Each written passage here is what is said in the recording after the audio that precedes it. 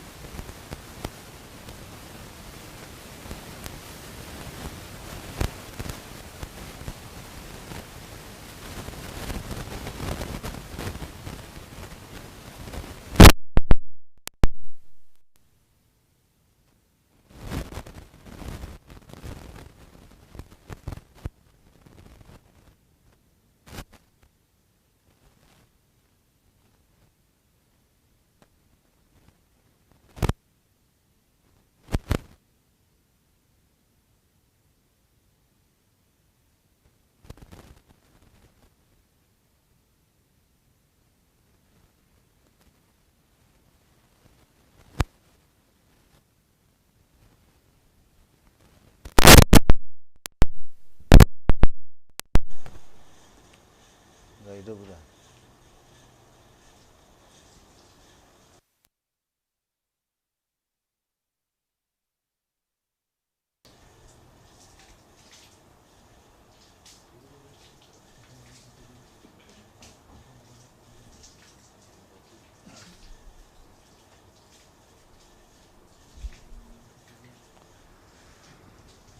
Bismillahirrahmanirrahim. Alhamdulillahirabbil alamin. Wabihi nasta'inu ala umuri dunya waddin. Wassalatu wassalamu ala rasulillah Sayyidina habibina wa syafi'ina wa maulana Muhammadin sallallahu alaihi wa ala alihi wa sahbihi ajma'in. Amma ba'du. Wa qala musanniful kitab Hadratus Syekh Muhammad Al-Fudhali rahimahullah wa ghafara lahu wa liwalidayh ma'ala sahibu syarha Imam Ibrahim Al-Bajuri rahimahullah wa ghafara lahu wa liwalidayh wa nafa'ana bihima fid darain. Allahumma aftah qulubana futuhal arifin wa bihidmatika wansur alaina birahmatika ya arhamar rahimin. Ila anqal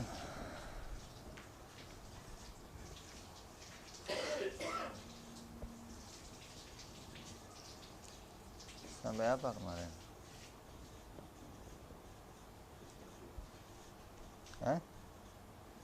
Apa kemarin? Mustahil. Jaiz belum? Sekarang jaiz nih.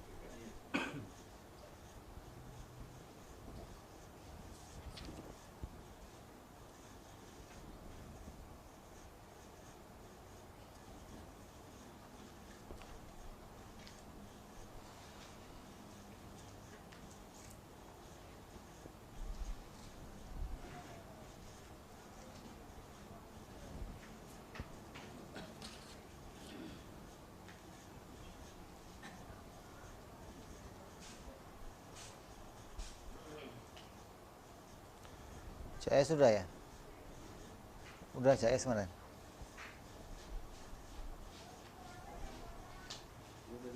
Hah? Walinadkuru laka al-aqaidil khamsin mujmalatan qabla dzakaraha mufassilatan. Maka akan dibicarakan aqaid 50 secara ijmal, dan setelahnya akan dibicarakan secara terperinci.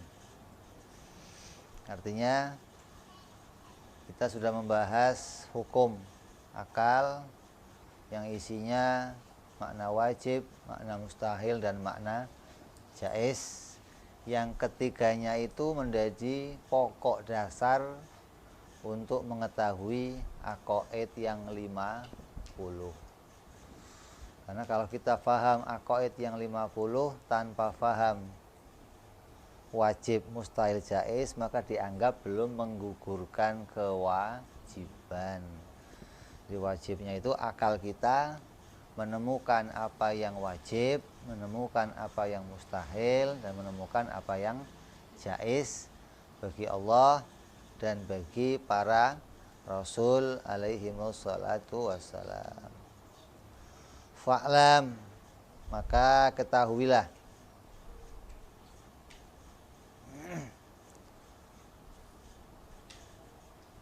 annahu yajibu lahu subhanahu wa ta'ala,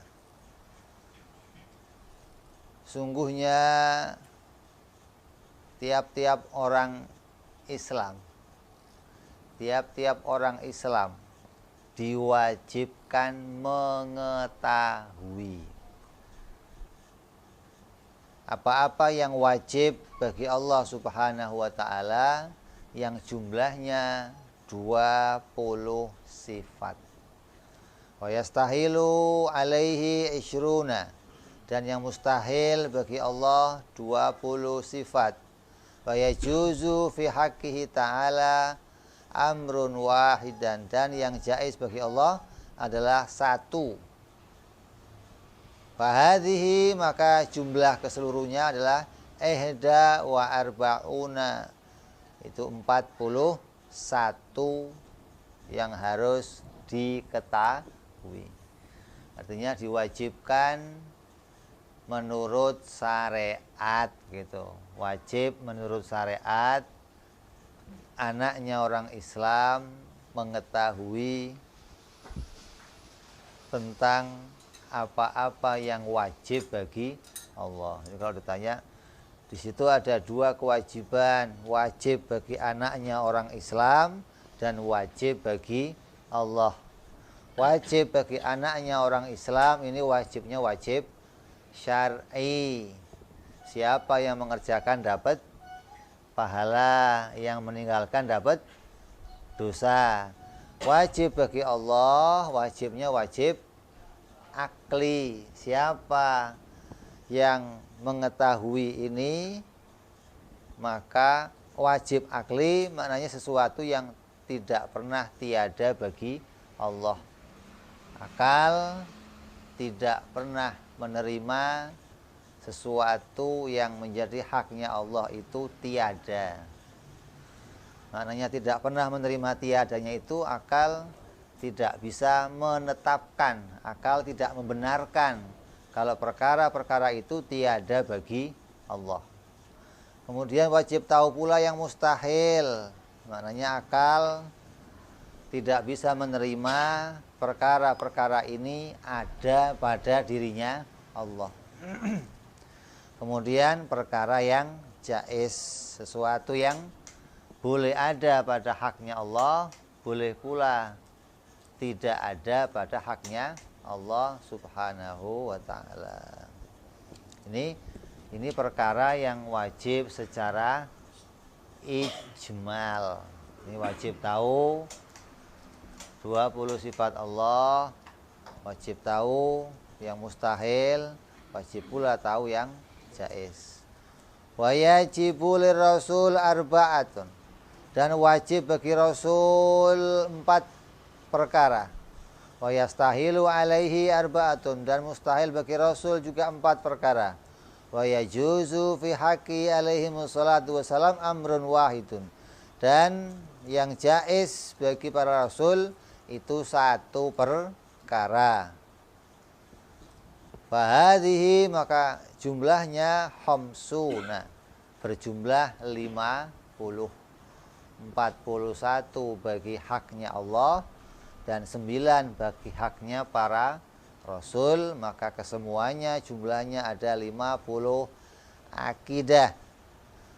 Wasayati dan yang akan datang tajril kalam inda dzakaraha mufassilatan, akan kami bicarakan secara terperinci insyaallahu taala. Jadi kalau ada orang kok tahu apa yang wajib bagi Allah? Wajib bagi Allah 20. Itu wajib tahunya secara ijmal. Lah, wajib tahu sifat secara ijmal hukumnya apa? Hukumnya belum menggugurkan kewajiban, gitu. Jadi mengetahui sifat dan mengetahui dalil, beda ini. Mengetahui sifatnya Allah harus terperinci. Artinya terperinci dari yang 20 itu tahu satu per satu, namanya tahu terperinci.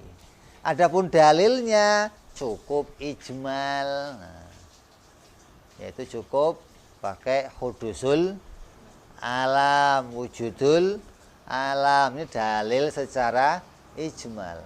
Jadi mengetahui sifatnya wajib tafsil, mengetahui dalilnya cukup ijmal. Jangan dibalik. Dibalik nggak ketemu malah nanti. Oh, tahu sifat Allah itu ijmal aja. Kalau ijmal aja berarti Allah punya sifat 20 gitu. Atau Allah itu zat yang maha sempurna, pokoknya sifatnya sempurna semua. Itu wajib yang demikian itu secara ijmal, bukan secara tafsil. Sifat Allah itu yang mustahil berapa? 20. Ini mengatakannya demikian ini masih secara ijmal atau secara garis besar. Kayak ngomong begini, di majelisnya Abawok yang ngaji berapa orang? Banyak itu kan ijmal. Kita nggak tahu satu per satunya siapa saja yang hadir.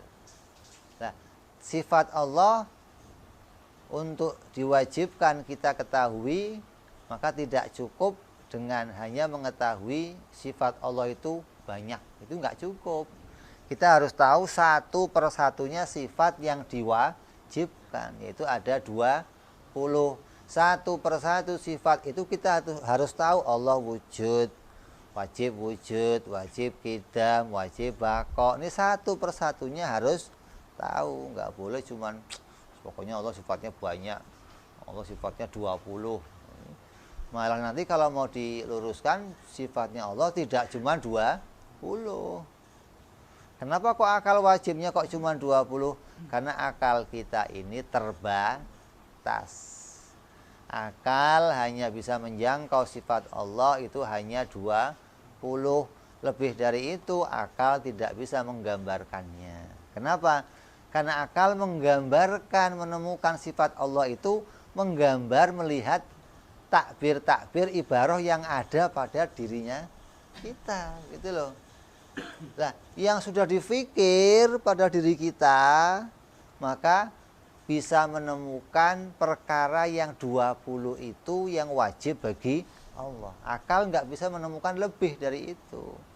Bukan artinya sifat Allah cuma 20, bukan. Artinya 20 itu yang wajib kita ketahui secara terperinci. Nih, wujud maknanya apa, qidam maknanya apa, baqa maknanya apa. Ini wajib tahu terperinci. Kalau anak-anak kita yang biasa apal-apalan, kalau ditanya Allah sifatnya berapa? 20. Ini yang demikian belum menggugurkan kewajiban. Sama dengan mengatakan Allah itu sifatnya tidak terbatas. Sifat yang wajib bagi Allah tidak terbatas. Sifat yang mustahil bagi Allah juga tidak terbatas. Artinya sifat kesempurnaan Allah tidak terbatas. Mustahil Allah mempunyai sifat nukus juga tidak terbatas. Sifat sempurna yang enggak terbatas, mustahil nukusnya juga enggak terbatas.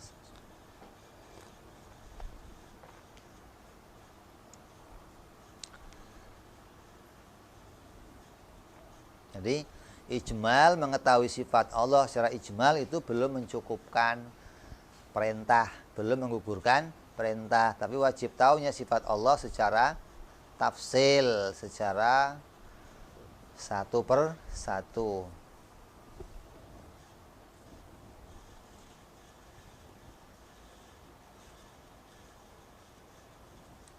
Maka nanti akan dikatakan oleh musannif insya Allah.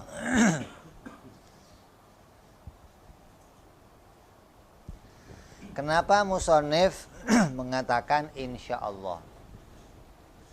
Wong tinggal nulis kok pakai insya Allah. Nanti yang akan saya tulis insya Allah, kayak besok apa? Di bawahnya doang pakai insya Allah. Ini pengangguran apa bagaimana? Ini perkataan insya Allah ini sesuai dengan firman-Nya Allah Subhanahu wa taala, "Wala taquluna li syai'in inni fa'ilun dzalika ghadan illa ayyasha Allahu." Jangan kamu katakan bahwa saya akan melakukannya besok atau saya akan melakukannya sebentar lagi. Besok sama sebentar lagi sama aja. Ngomong ini gua mau tahun depan gua kerjain dah. Ini mau saya kerjakan bulan depan, mau saya kerjakan besok pagi, mau saya kerjakan sebentar lagi. Jangan kamu katakan demikian kecuali insya Allah. Maka musannif mempraktekkan ini.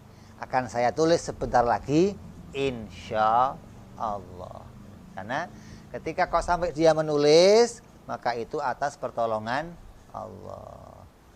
Nah, orang yang mengatakan kalau saya mau, saya bisa mengerjakannya, maka orang itu sedang berbohong tentang Allah.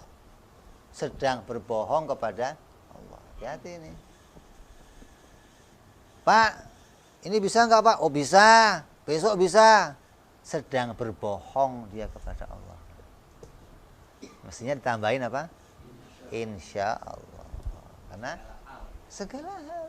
Sampai ini mau cuma nulis sebentar lagi aja. Akan saya tulis di bawah ini. Kita selesaikan. Akan saya tulis insya Allah. Pakai insya. Menunjukkan bahwa apapun yang nanti itu tidak akan mungkin bisa kita kerjakan apabila tidak ada kehendak dari Allah. Terus jangan juga ngomong begini, udah ntar juga ada waktunya.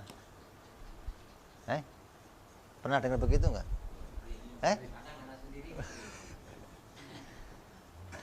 Itu yang punya etikot seperti itu kaum dahri, kaum ateis yang mengatakan yang merubah sesuatu adalah waktu, bukan Allah, bukan.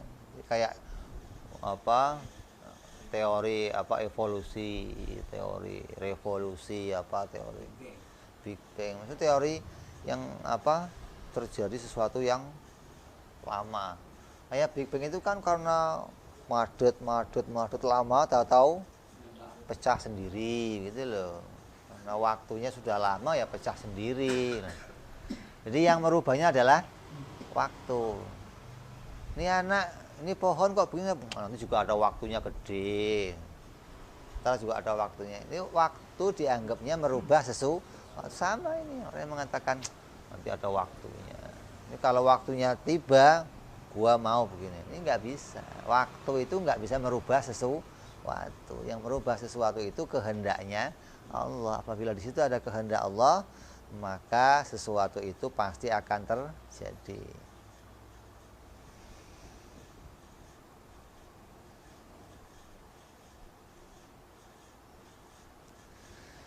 Kenapa? Wasababu fi dzalika annal insana idza qala sa'af'alu kadza lam yab'ad ayyamut qabla fi'luhu wa lam yab'ad aidan annahu ya'uquhu in anhu law baqiya hayyan aikun wa hina idzin yasiru kadziban.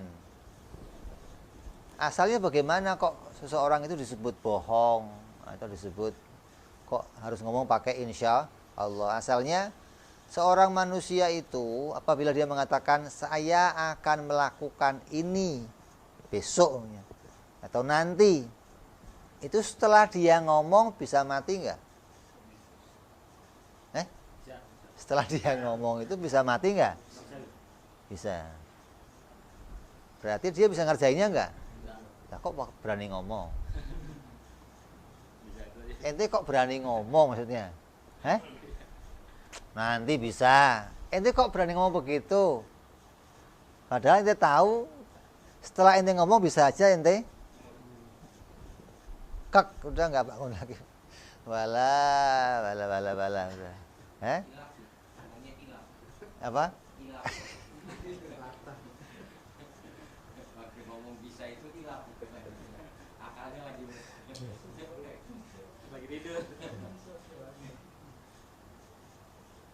Maka dia bisa aja mati sebelum mengerjakannya.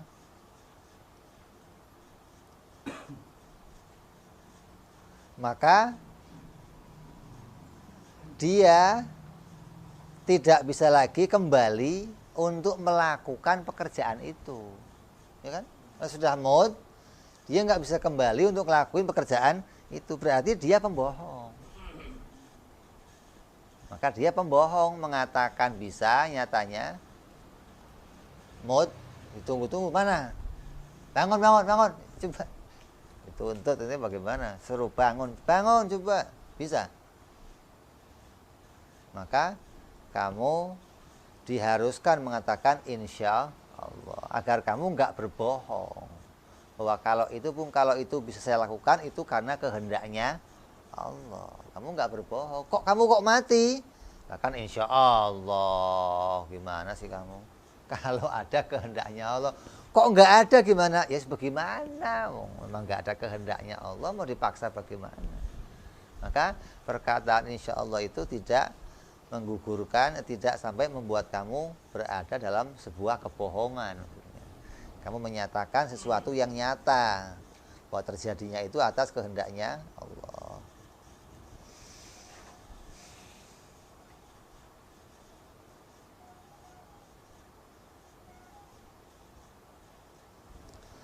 Fatalaba ayyaqulu insyaallah hatta idza ta'adzara al-wafa'u bidzalika wa'dan lam yasir kadiban. Maka dituntut kita untuk mengatakan insyaallah ketika kita berjanji. Maka apabila kita gagal, maka kita tidak disebut sebagai pembohong. Tapi insyaallah-nya jangan buat alat. Kapan baik? Insyaallah. Insyaallah-nya beneran maksudnya. Jangan insyaallah buat, kan gue udah insyaallah, ya semua insyaallah. Ini insyaallah-nya soft apa beneran? Makanya utang itu walaupun dia pakai insyaallah tetap ditulis, bayar mah iya. Kapan? 3 hari lagi insyaallah dah, tulis.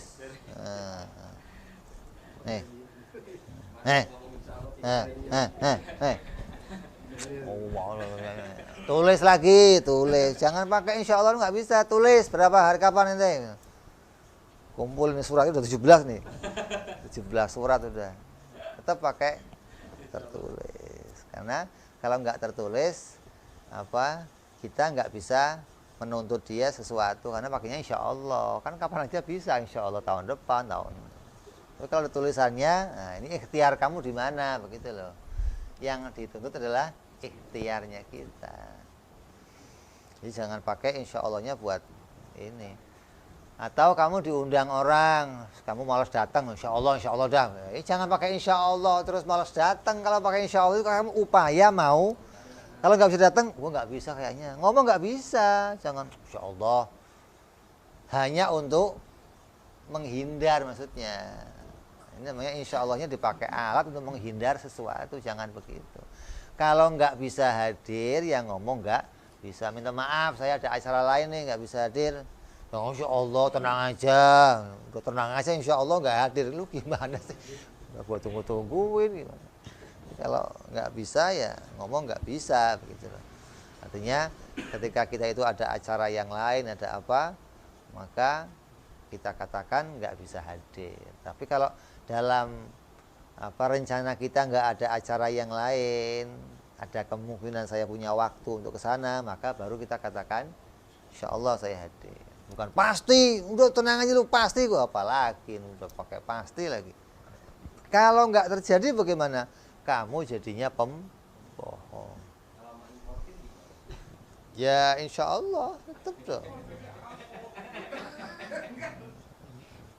Pokoknya besok keluar. Pokoknya besok keluar.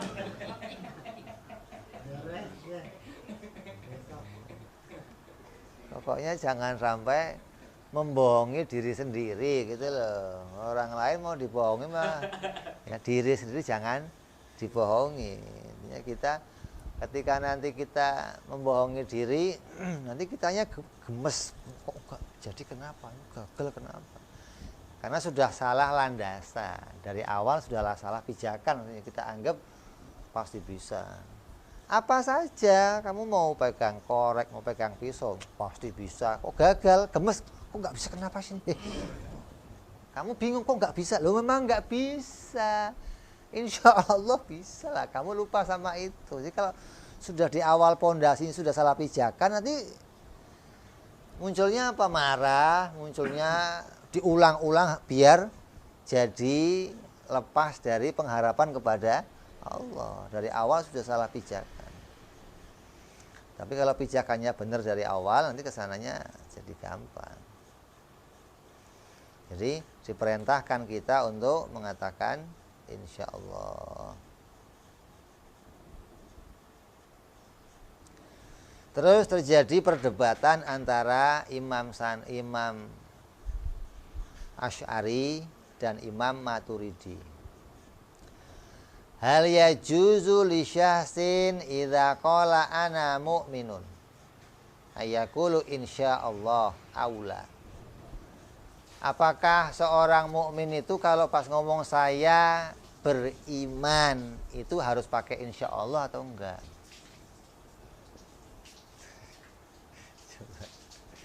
Saya sekarang iman insyaallah. Apa enggak pakai insyaallah?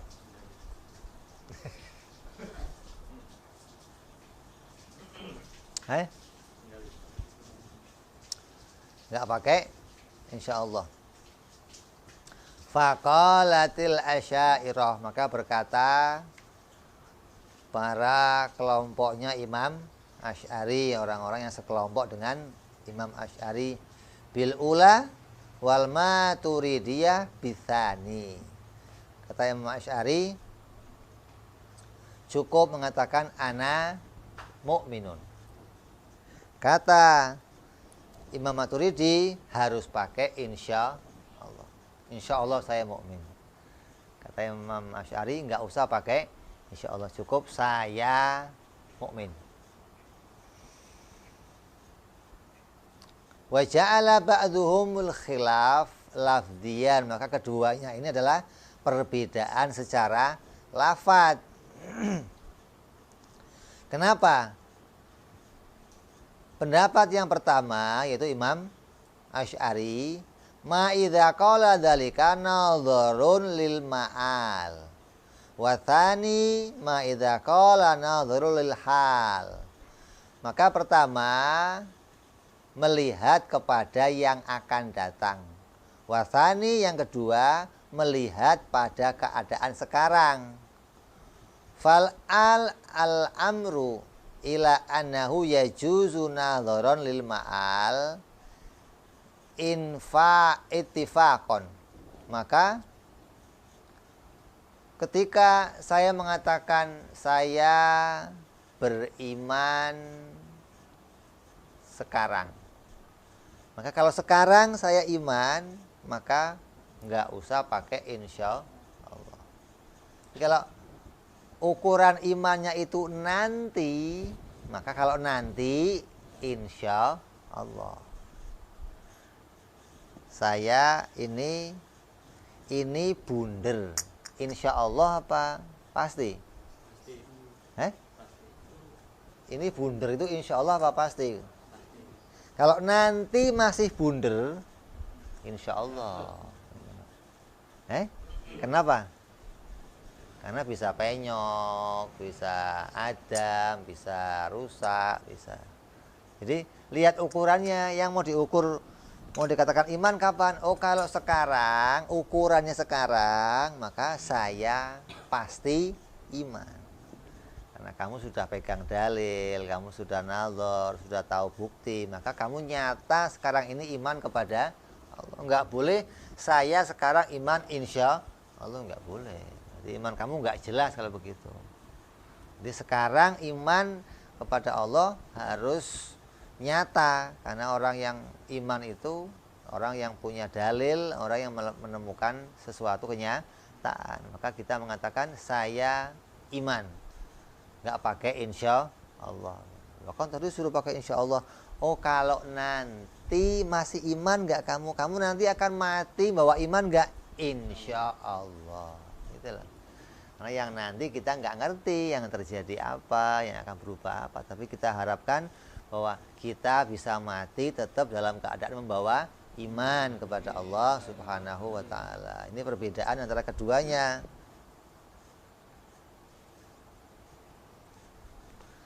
Jadi ukurannya memandang yang sekarang atau memandang yang nanti.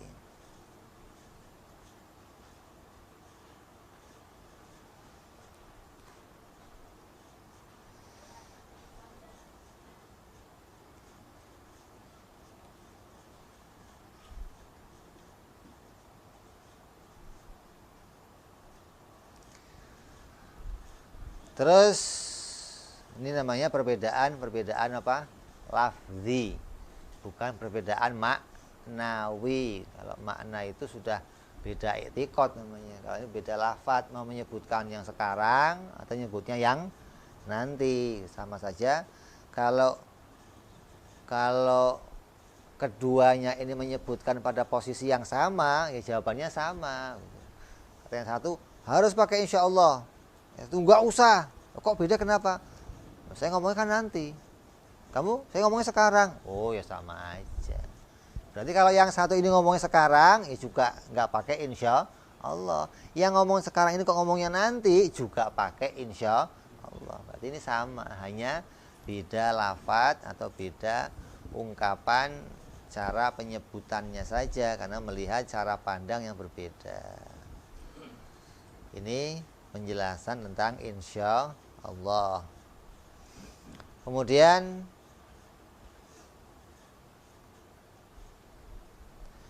al-awwalu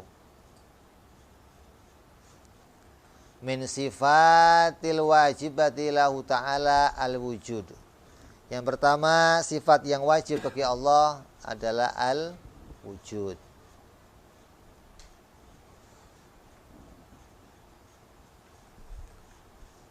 Wakhtalafa fi maknahu, maka berbeda ulama di dalam memaknai sifat wujud. Faqala ghairul Imam Asy'ari wa man tabi'ahu al-wujud hiya halun wajibatun lidzati madamati dzat wa hadhil hal la tu'allilu bi illatin.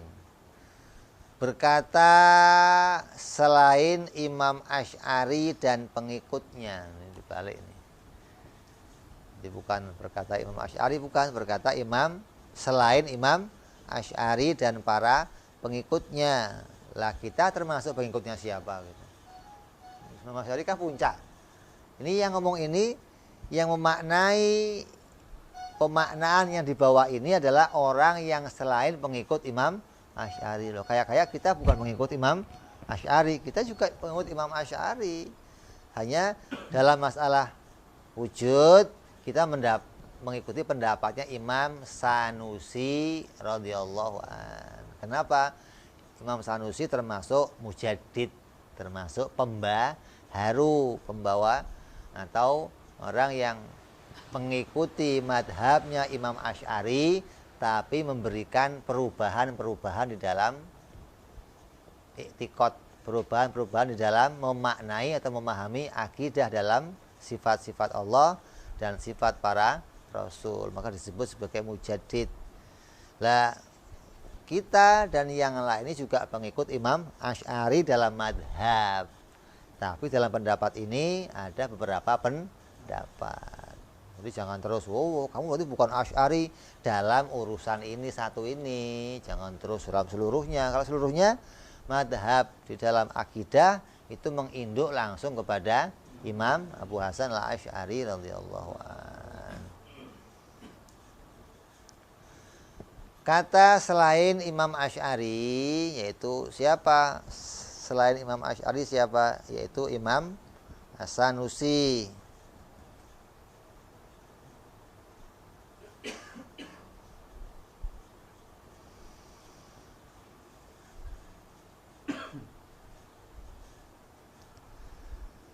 Apa maknanya wujud? Wujud dimaknai adalah hal. Hal itu keadaan. Hal itu keadaan. Keadaan yang wajib, keadaan yang tetap pada suatu zat selama zat itu ada. Dan adanya hal itu tidak disebabkan oleh sesuatu yang lain. Di wujud itu disebut hal, tapi keadaan atau halnya si wujud itu hal yang tidak disebabkan oleh yang lain. Sesuatu yang pasti ada pada zat yang adanya tidak disebabkan oleh sesuatu yang lain. Wujud dikelompokkan menjadi hal. Wujud itu kan sesuatu. Akal mau menghukumi sesuatu. Hukum kan isbatul amri li amri. Menetapkan sesuatu pada sesuatu. Berarti mau menetapkan wujud pada Allah. Menetapkan sesuatu pada sesuatu. Lah, wujud itu termasuk sesuatu. Hal termasuk sesuatu. Sekarang ditanya, sesuatu itu ada berapa? Maka menurut pendapat Imam selain Imam Asy'ari, sesuatu itu ada 4. Pendapat Imam Asy'ari, sesuatu ada 3. Jadi perbedaan di sini kembali pada perbedaan lafzi, bukan makna. Satu mengembangkan jadi 4, mujaddid nih Imam Sanusi. Imam Asy'ari pada pendapat yang lama sesuatu itu ada 3. Apa 3 itu? Wujud, adam, yang ketiga ibaroh. Ini perkara itu adanya wujud. Mana wujud? Ya, ini kelihatan ini wujud. Adam apa? Yang enggak ada keadaannya. Sesuatu yang sudah tiada atau perkara yang tiada. Terus yang ketiga namanya ibaroh. Apa ibaroh keadaannya? Antara ada dan tiada. Disebut ada yang nggak bisa, disebut tiada nggak bisa. Kenapa? Karena ditemu, karena diomong. Contohnya apa? Ibaroh. Kalau kentut ibaroh, sini gua kentutin loh. Ibaroh itu ada enggak, tiada juga. Apa contohnya? Contohnya apa? Arah. Arah, barat, timur. Coba barangnya mana? Kanan, aja kanan dah. Ini kanan, ini kiri. Yang kelihatan apanya? Tangannya. Kanannya mana? Itu namanya apa? Ibaroh. 1, 2, 3, 4 itu apa? Ibaroh. Ngomong 1 itu ibarohnya apa? Angka. 2 berapa? Angka. 3 angka atau bilangan. Tapi beda-beda. 1 mengibarohkan perkara yang enggak ada lainnya. Dua mengibarahkan perkara yang ada lainnya. Ini beda ibarahnya. Jadi kata Imam Asy'ari, sesuatu itu ada tiga. Inilah wujud ini nggak masuk yang tiga ini, gitu loh. Bukan perkara Adam, bukan perkara wujud ada, dan juga bukan ibarah, hingga nggak masuk dalam kelompok sifat, gitu loh. Kata Imam Asy'ari memasukkan satu lagi namanya hal. Dia mengatakan wujud sesuatu, Adam juga sesuatu, ibarah juga, tapi dia menambahkan namanya hal atau keadaan. Apa bedanya hal dengan ibarah? Oh, derajatnya lebih tinggi hal. Kedudukannya sama antara ada dan tiada. Kalau di TV itu ada film antara ada dan ya, itu mau nyuting apa itu? Hah? Kalau setan ada, bukan tiada. Setan kok antara ada dan tiada. Yang antara ada tiada ya ini nih. Hal. Kamu tuntut untuk ada yang nggak bisa, kamu sebut tiada juga nggak bisa. Gitu loh. Nah, bedanya apa dengan apa? Ibarah, gitu loh. Maka bedanya dengan ibarah, kalau ibarah itu tidak menuntut sesuatu. Kalau hal itu menuntut sesuatu. Kemudian hal juga perkara yang wajib pada sesuatu, selama sesuatunya itu ada. Tapi kalau ibarah bukan sesuatu yang wajib pada sesuatu. Kayak kamu di barat, wajib nggak? Suatu hari kamu bisa timur. Atau kamu di barat, kamunya nggak usah pindah-pindah. Temen kamu yang di timur pindah ke sono, kamu jadi di timur, begitu loh. Kayak gunung. Gunung itu pindah tiap hari. Pindah nggak? Lihat pindahnya dari mana? Gunung itu kita lihat pindahnya dari mana? Dari matahari. Kalau kamu nggak mau lihat matahari, kamu yang lari, muter gunung sono, muter gunung, oh pindah gunungnya loh. Kalau lihat matahari pindah mulu, tadinya di sebelah kiri matahari, sekarang kan pindah ini. Berarti kan itu bukan keadaan yang Nah, yang begitu namanya bukan hal, tapi ibarah. Kalau hal sesuatu yang tetap, gitu loh, pada sesuatu. Seperti apa contohnya? Ada. Ini HP disebut ada, dan ada, keadaan ada itu tetap sama dia. Mau dia di sana, mau dia di sini, mau dia gerak, mau dia di atas, mau di bawah, selalu disebut selama ditemukan wujudnya. Selama ditemukan keberadaannya, selalu disebut dia ada. Namanya keadaan yang tetap. Beda sama ibarah. Contoh lain ibarah apa? Gerak, diam. Gerak, diam itu bukan sesuatu yang tetap pada sebuah benda. Walaupun bendanya ada, kadang gerak, boleh diam. Ini bukan keadaan yang tetap, maka enggak disebut sebagai hal. Wujud itu keadaan yang tetap, gitu loh. Kalau wujud itu enggak ada gimana? Ya berarti barangnya enggak ada, gitu loh. Tapi kalau gerak kan enggak. Kalau geraknya enggak ada gimana? Ya masih bisa dia wujud dengan keadaan diam, gitu loh. Berarti bukan keadaan yang tetap. Nah, ini kalau hal itu sesuatu yang tetap. Baik tetapnya itu dikarenakan sesuatu atau tetapnya tidak dikarenakan sesuatu. Tetap yang tidak dikarenakan sesuatu namanya nafsiyah, gitu loh. Tetap yang dikarenakan sesuatu namanya maknawiyah. Ini beda ini. Harus paham wujud, sifat yang tetap bagi Allah yang tidak dikarenakan sesuatu. Maka disebut sifat nafsiyah. Ini pendapatnya Imam Sanusi. Paham nggak? Paham. Sekarang saya tanya, kamu cocok mana? Sesuatu 3 atau sesuatu itu 4, begitu loh. Kalau cocok 3, ikut pengajiannya yang nggak bahas wujud maksudnya. Ini pembahasan lagi bahas wujud, berarti masuk sesuatu yang 4. Nggak cocok, cari yang lain.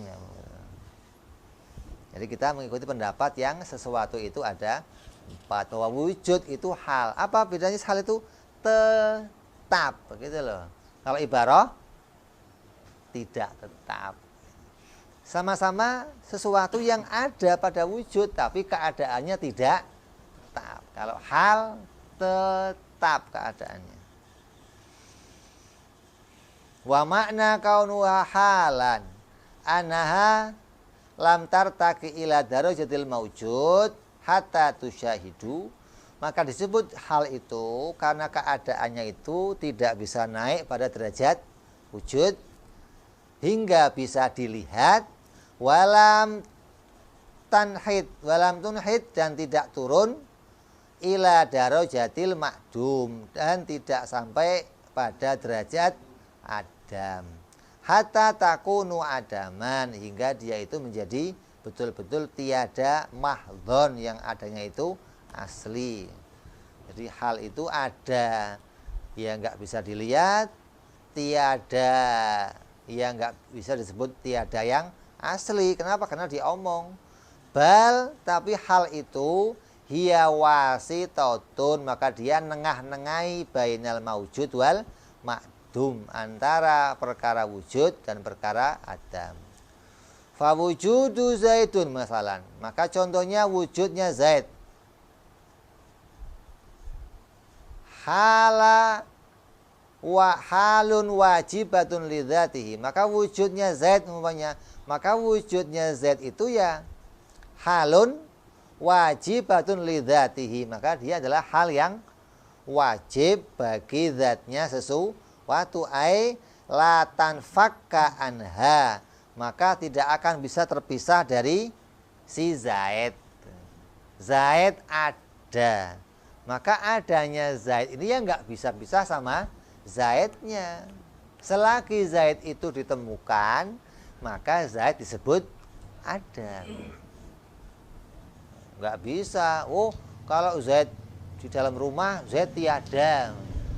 Kalau keluar rumah, ada, yang nggak bisa. Walaupun kamu begini nyari rumah, Zaidnya ada nggak? Oh Zaid nggak ada di rumah. Tapi ada di tempat lain. Tetap selagi Z-nya bisa ditemukan, disebut dia itu ada, gitu dong. Berarti ada itu sesuatu yang tetap, nggak berubah selama barangnya masih ada. Kalau ada itu bisa hilang, bisa berubah menjadi tiada ketika barangnya sudah tidak ditemukan. HP-nya sudah nggak ada, maka nggak bisa disebut lagi ada. Karena barangnya sudah tidak ditemukan. Selagi barangnya ditemukan, maka disebut dia itu ada.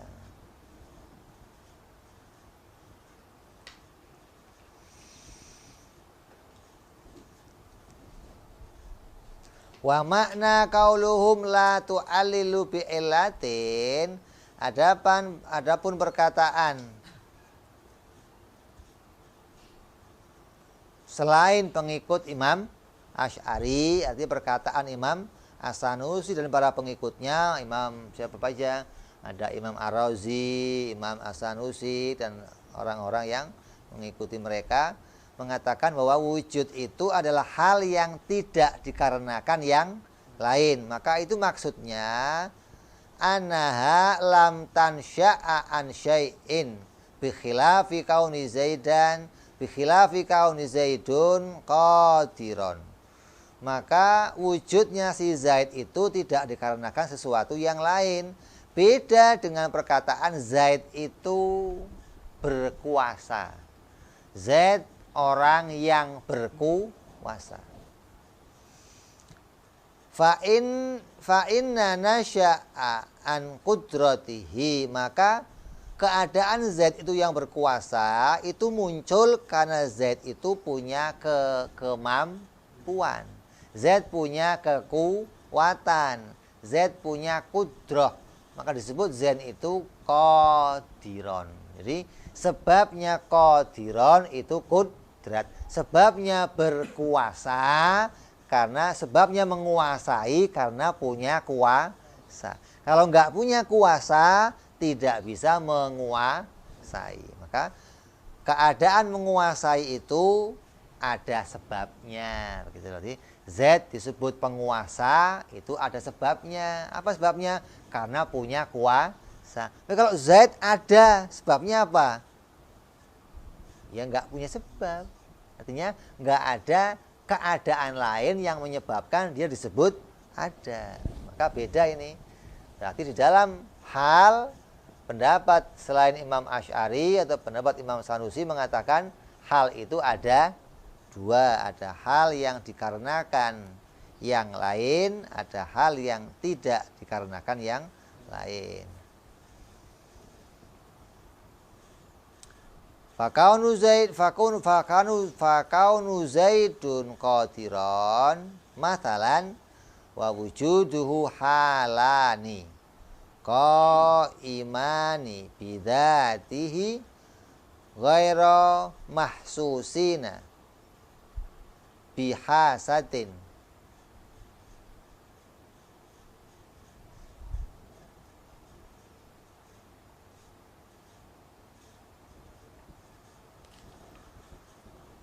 Min khawasil khams, maka zaid wujud, adanya zaid dan berkuasanya zaid. Zaid yang berkuasa itu kedua-duanya adalah hal, sesuatu yang tetap. Adanya zaid ya tetap, zaid yang berkuasa juga tetap. Tapi keduanya ini adalah sifat yang nggak bisa dilihat pakai mata. Karena keduanya bukan derajat wujud. Keduanya bukan derajat yang bisa disaksikan oleh mata. Tapi keduanya sifat yang tetap pada si zaid. Selama zaid itu ada wujudnya. Kalau qadironnya selama kudratnya itu ada. Selama Z itu punya kuasa, selama itu dia menguasai. Kalau hilang kuasanya bagaimana? Maka hilang pula yang menguasai. Kamu cantik, wajahnya cantik, disebut orang yang cantik. Sampai kapan? Sampai cantik hilang. Begitu keriput ganti, sudah enggak orang yang cantik lagi keadaannya, begitu loh. Jadi keadaan orang yang cantik itu akan tetap ada selama sifat cantik itu ada pada dirinya. Kalau sifat cantiknya hilang, maka keadaan dia yang cantik juga hilang, ganti dia yang ini. Dua-duanya hal yang enggak bisa dilihat. Illa annal awal illa anna awwala lahu illatun yansha'a anha. Maka yang pertama itu adalah elat yang menyebabkan, ada elat yang menyebabkan timbulnya perkara itu. Ya apa? Kudrat. Jadi qadiron itu adalah hal yang dikarenakan yang lain. Apa penyebabnya? Penyebabnya adalah kudrat. Kalau nggak ada kudrat, maka nggak ada qadiron. Wasani yang kedua yaitu wujud, la elatun, maka tidak ada elat, nggak ada sebab, nggak ada karena yang lainnya lahu. Wa hadza dhabitul hal nafsiyah, maka ini adalah dhabit atau batasan untuk memahami yang namanya hal nafsiyah. Jadi sesuatu yang tetap pada suatu zat yang tidak dikarenakan yang lain. Namanya apa? Nafsiyah. Contohnya apa? Contohnya wujud. Contoh lainnya apa? Hah? Contoh lainnya nafsiyah apa? Hah? Menempat. Nah, itu. Menempat pada benda. Selama benda itu ada, pasti ada maka tempat itu disebut sebagai nafsiyah. Nafsiyahnya si benda. Kalau bendanya hilang bagaimana? Ya wajib menempatnya juga hilang. Lah, wajib menempat itu juga hal yang nggak bisa dilihat. Yang bisa dilihat itu bendanya. Sama kayak wujud tadi, wujud juga hal, bukan yang bisa dilihat. Yang bisa dilihat apa? HP-nya, bukan adanya. Bukan ada itu hanya sebutan yang tetap. Kalau kamu nggak mau sebut sifat, kita katakan sebutan. Sebutan yang tetap pada barang ini, selagi barang ini ditemukan akan disebut dia ada. Sebutan yang tetap. Yang sebutan itu tidak dikarenakan yang lain, namanya apa? Nafsiyah. Kalau sebutannya dikarenakan yang lain namanya maknawiyah. Nyambung nggak? Hah?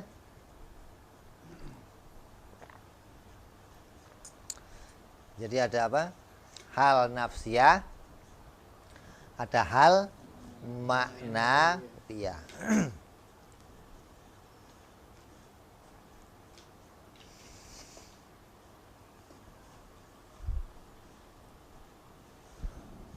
Wa kullu hal dan tiap-tiap wa kullu halin dan tiap-tiap hal qaimatun bidzati ghairu mu'allilatin biillah.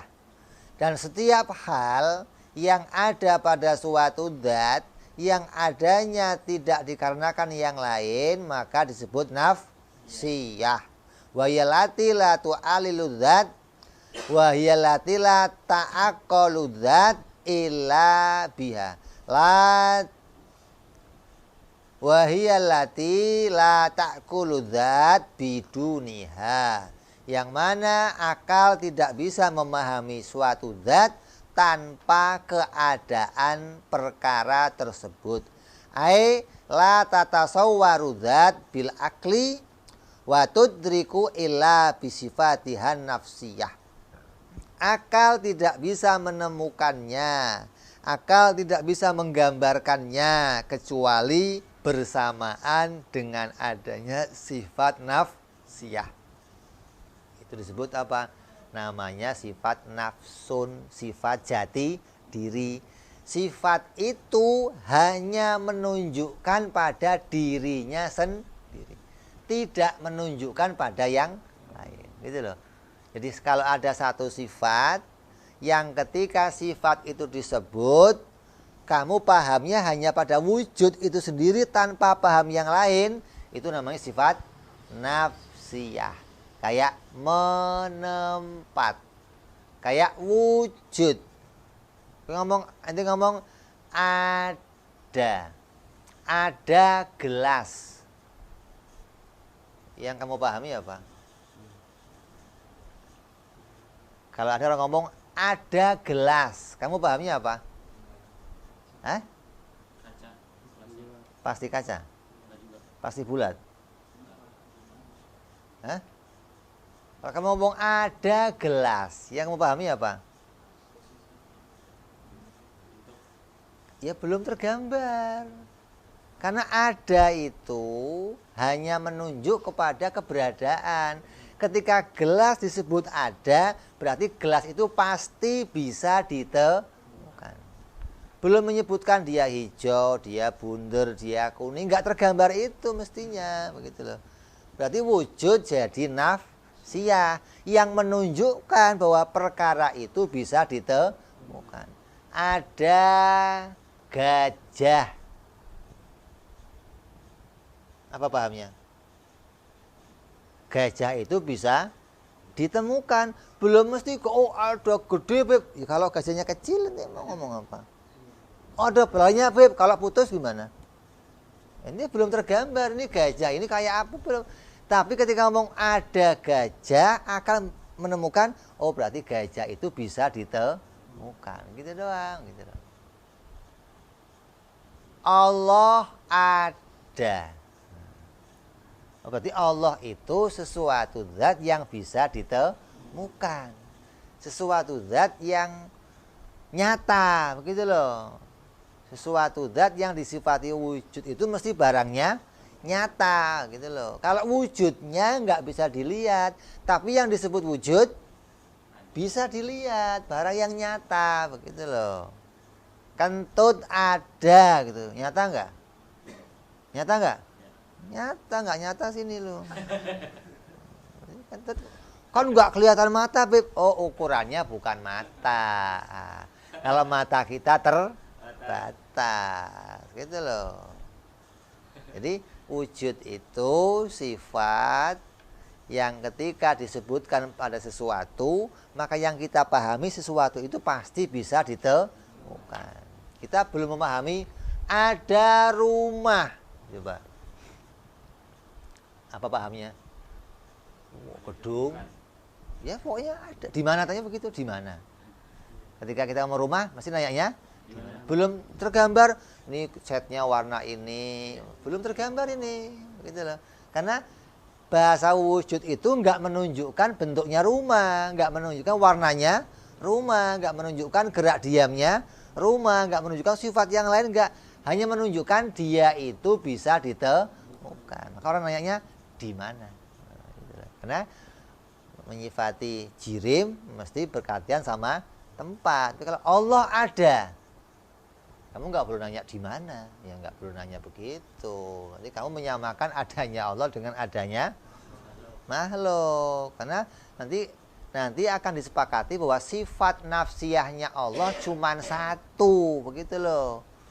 Sifat nafsiyahnya kita banyak, ada wujud, ada menempat, nafsiyah semua itu, gitu loh. Wujud ya nafsiyah, menempat nafsiyah. Jadi ketika ngomong gelas ada, ya kita nggak ngomong ketemu pokoknya.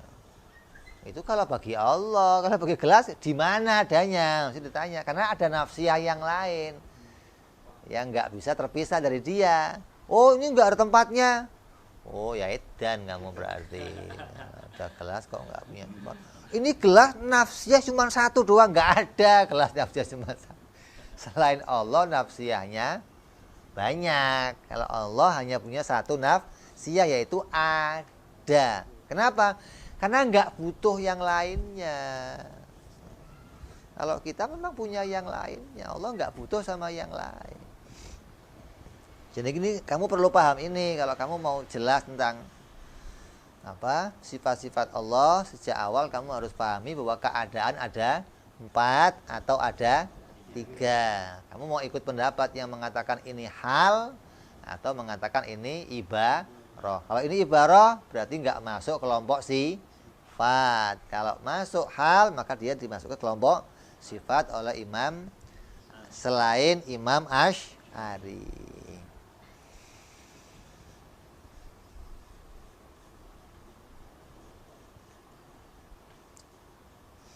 Contohnya apa? Sifat nafsiyah yang lain kata hayyuzilil jirmi, seperti menempat bagi benda. Fa innaka intasawwartahu wa adrakta annahu mutahayyizan wa ala hadza qaulu wa ala hadzal qaul wa wa kaunul wujudu halan. Fa dzatullahi ta'ala ghaira wujud wa dzawatil hawadis ghaira wujudatuha. Maka contohnya adalah seperti menempat. Maka menempat adalah keadaan yang pasti pada suatu zat selama zat itu ada dan tidak disebabkan sesuatu. HP menempat, kenapa coba? Ya kenapa begitu? Kok kamu pikir? Wah ya kamu bisa konslet, lama-lama bisa Balik kamu duduknya begitu. Jalannya balik, kenapa sih? Kenapa orang kok harus kakinya di bawah? Kan boleh di atas. Ya lu aja di atas kakinya. Kok kenapa di bawah kakinya? Kenapa kok ini menempat? Wah, ya enggak perlu dipikir mau, wah ya rusak. Jadi benda itu menempat, maka menempat itu dipahami itu suatu keadaan yang tidak disebabkan yang lain, dan keadaan itu tetap pada dia selama dia itu ada, selama dia bisa ditemukan, maka disebut namanya menempat itu nafsiyah. Artinya ketika kamu menggambarkan nafsiyah yang kedua ini, ambilkan gelas. Oh, berarti gelas itu adalah. Kamu akan nanya di mana?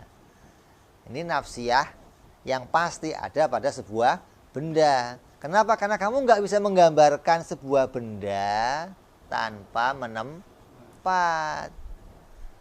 Kamu nggak bisa menggambarkan sesuatu tanpa wujud, sama kan? Kalau ada barang kok disebutkan tapi nggak dikatakan dia itu wujud, kamu nggak mungkin bisa menggambarkannya. Lagi mana wong wujud aja nggak, suruh gambar bagaimana gambarnya. Sesuatu yang bisa digambar pasti sesuatu yang wujud. Wujud aja nggak mau digambarkan, wujud aja nggak mau ditemukan. Artinya mau dilihat kenyataannya ya nggak bisa. Kalau mau dilihat, mau sesuatu yang bisa dilihat pasti ada wujudnya. Maka sama dengan menempat, sesuatu itu akan bisa digambarkan oleh akal kalau ada tempatnya, itu bagi benda.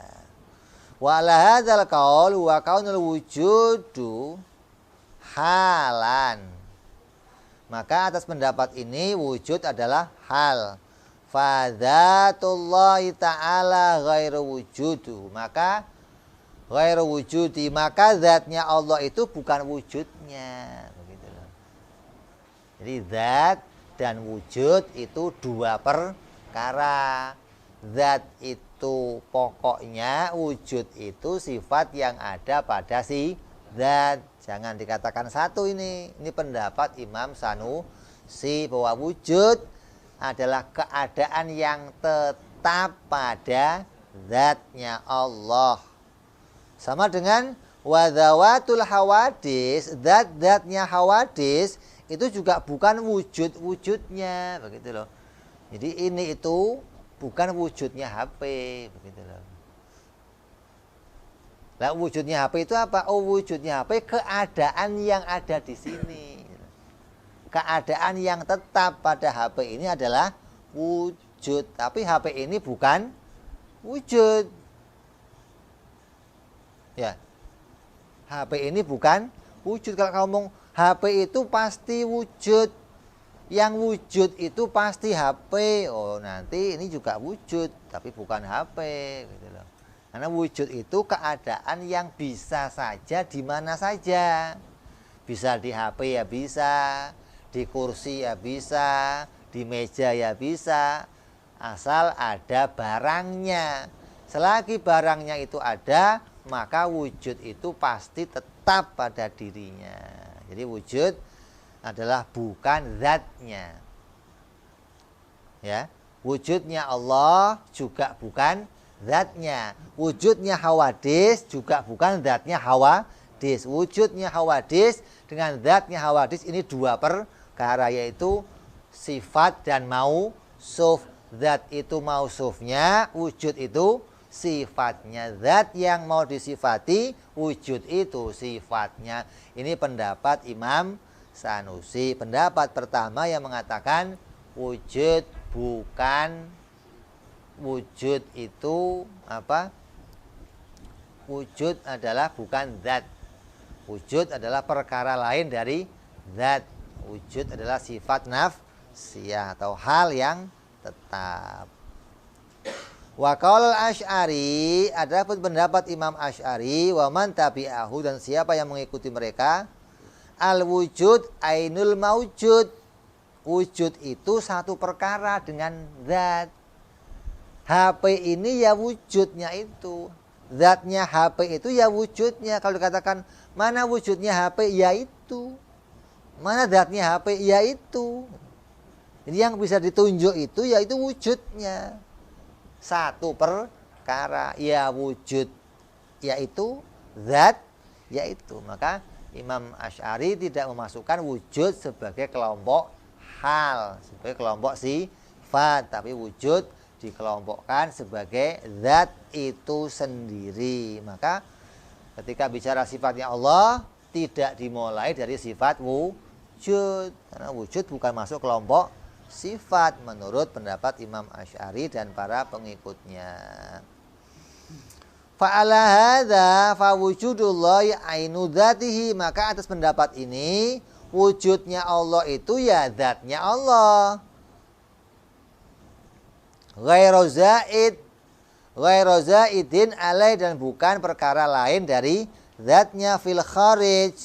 Wa wujudul hadis ainu dzati, sama dengan wujudnya hawadis itu juga zatnya hawadis. Ini pendapat yang mengikuti Imam Asy'ari. Jadi atas pendapat ini wa ala hadza la yadharu adal wujud sifatan. Kata Imam Asy'ari dan pengikutnya, menjadikan wujud sebagai sifat itu enggak nyata. Memang enggak jelas ini mah apa ini bikin-bikin. Wujud kok sifat. Wujud ya zat. Ini kata pengikutnya Imam.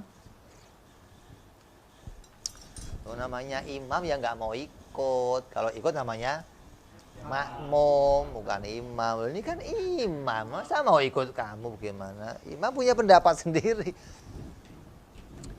Kata Imam Asy'ari, ente ini aneh-aneh, kok ada wujud dimasukkan sebagai sifat. Wujud itu ya zat, itu jangan dibikin sulit-sulit lah. Wujud kok sifat. Wujud yaitu zat, satu perkara. Kalau kita dibukakan hijab, kita akan bisa lihat wujudnya Allah. Kata Imam Asy'ari dan para pengikutnya. Kata Imam Sanusi, oh enggak bisa. Kalau dibuka hijab, kita tidak melihat wujudnya Allah, tapi lihat zatnya Allah dan sifat-sifatnya. Gitu loh. Ini beda apa namanya? Secara lafaz, hanya beda penamaan. Satu menamai itu sebagai sifat, satu tidak menamai sebagai, tapi ada pada dirinya, begitu loh. Nah ini yang demikian namanya perbedaan lafzi yang tidak dipermasalahkan. Karena wujud itu derajatnya ketika mau dibilang nanti sebagai apa? Perkara lain, maka perkara lainnya bukan sebagai seperti sifat ma'ani. Kalau wujud disebut perkara lain seperti ma'ani, ini rusak, ini nggak bisa dipahami. Wujud disebut perkara lain, tapi derajatnya bukan sifat ma'ani. Artinya bukan sifat yang bisa dilihat. Kalau wujud bisa dilihat, nanti kader zatnya bisa dilihat, wujudnya bisa, berarti ada dua yang bisa dilihat. Oh ini nggak nyata malah. Dalam perkara ini cuma satu yang dilihat, HP. Nggak ada yang lain, nggak ada. Lah wujudnya mana? Yaitu, ini kata Imam Asy'ari. Kalau kata Imam Sanusi, wujudnya mana? Ya dipahami doang sebagai sebutan yang tetap pada si HP. Selama HP itu ada. Jadi kamu milih aja mau pakai yang mana gitu. Artinya lebih mudah yang mana untuk kita pahami. Asal jangan ikut Imam S. Arifin gitu.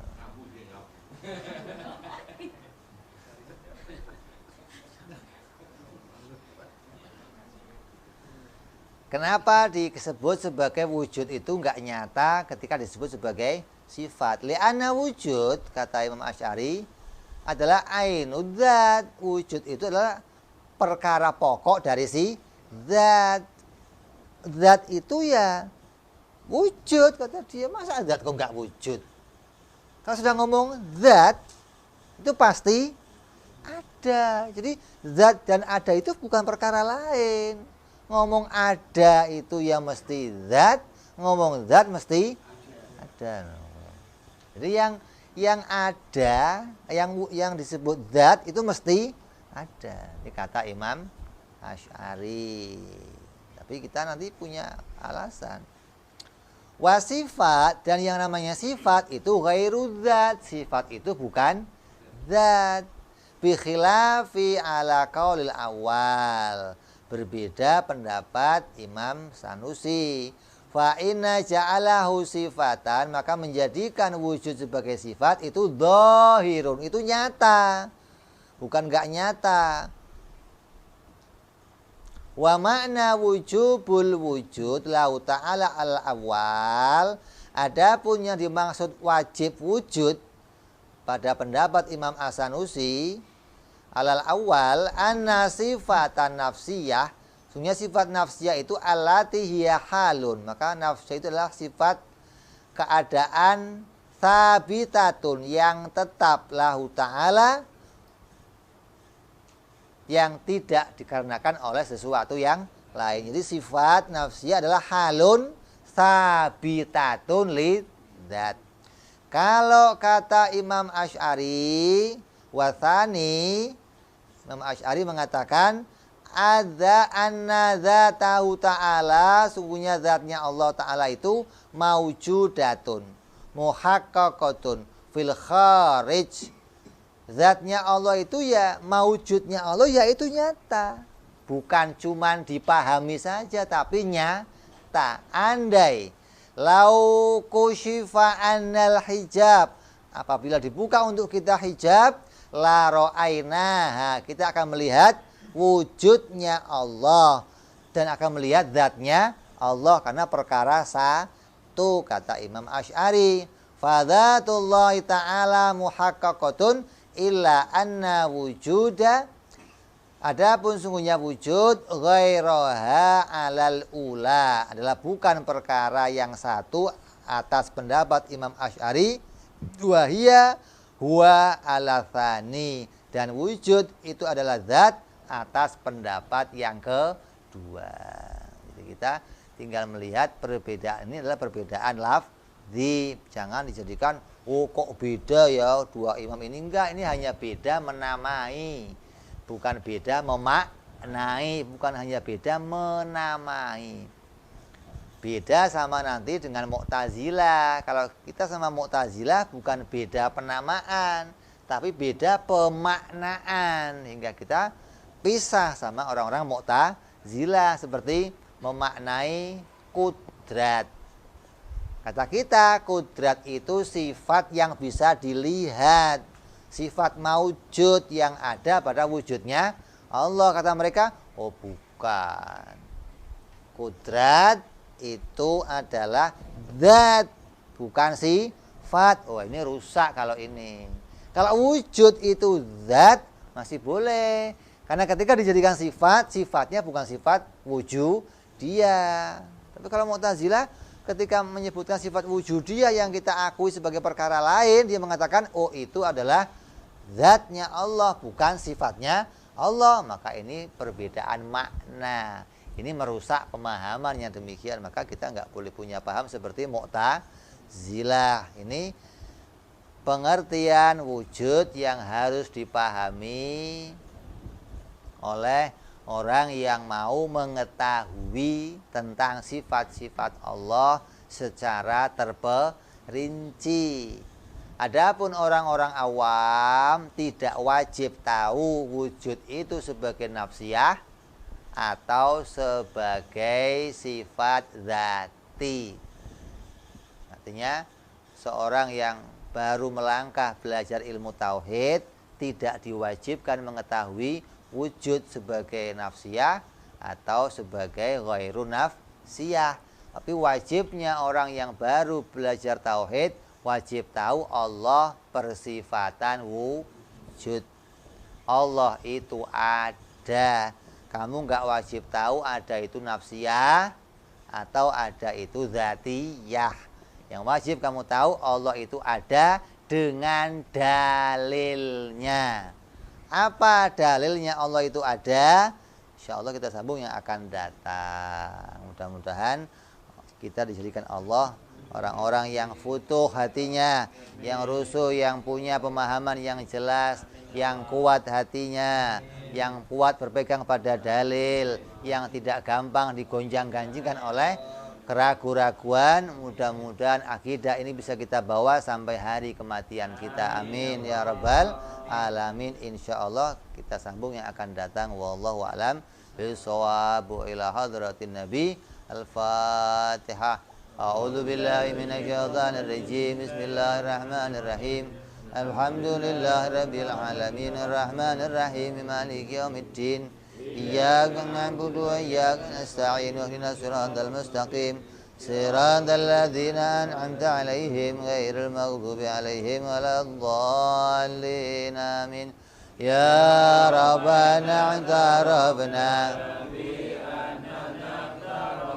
wa anana asrafna 'ala ladha ashrafna fatub 'alaina taubah تغسل كل حوبة واستر لنا عوراتي وآمن رواتي واغفر لوالدينا ربي ومولودينا والآل والإخوان وسائر الهلان وكل ذي أو جيرة أو صحبة والمسلمين أجمع آمين ربي أسمع فضلا وجودا منا لا باكتساب منا بالمصطفى رسولنا بكل سولي صلى وسلم ربي عليه عند الحب وآله وصحبه عدد تعصي صحبي والحمد للإله بالبدء والتناهي سبحان ربك رب العزة عما يصفون سلام على المرسلين الحمد لله رب العالمين.